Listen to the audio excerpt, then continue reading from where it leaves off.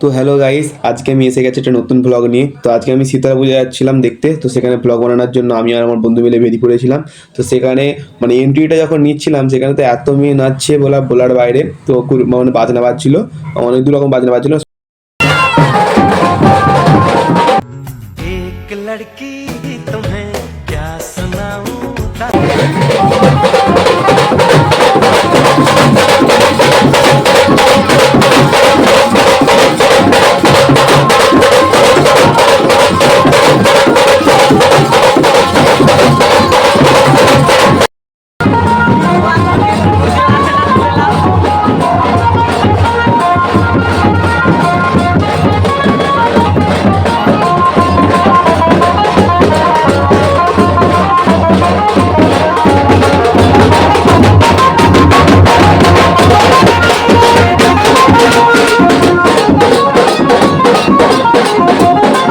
তো বন্ধু, কাকা তো পুরো জোশে আছে। সে তো একদম বলছে যে আমি পুরো বাজনাটাকে ফাটিয়ে ফেলবো। যা জোশ তুলছে, এবার সবাই নাচছে আর বাজনা বাজাচ্ছে। সেটা আমিও নাচার জন্য প্রস্তুত হচ্ছি, কিন্তু লজ্জায় নাচতে পারিনি, কেন এটা অন্যদের পুজো।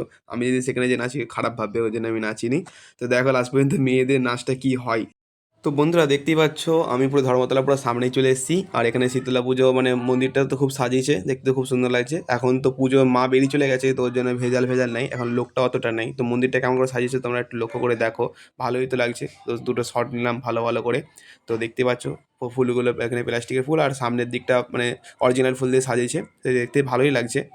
তারপরই আমি সামনে থেকে মায়ের দর্শন নিয়ে নিলাম। তো একটু মন থেকে একটু অনেক মানে কি বলবো, চাওয়া পাওয়া কিছু নাই, একটু ভালো থাকে যেমন সবাই, এটাই আমি একটু চাইলাম মায়ের কাছ থেকে। এই তারপরে দেখি না দাদুর মাইকেল জ্যাকসন ডান্স, দেখতেই তো পাচ্ছ কেমন ডান্স। দাদু পুরো জোশে আছে, পুরো একদম একবার এক প্যাক খেয়ে নিয়েছে, খেয়ে একদম জোর নাচছে, দেখতেই পাচ্ছ। দাদু বলছে কে নাচবে, আমি নাচবো না তো কে নাচবে, আমাদেরই তো পুজো নাকি, কেমন করে নাচছে দেখো শুধু। তারপরে আমি ধর্মতলার বলগান্ডে নেমে পড়লাম। তো এখানে বা মায়ের কী সব গান ফান হয়, সে যে গান নাকি বলে জানি নি। তো এখানে সেই মায়ের পুজোর যে গান হয়, সেই মনসা ঠাকুরের সব মানে সাপগুলো চলে এসছে, পাঁচমুখো সাপ যেটা হয়।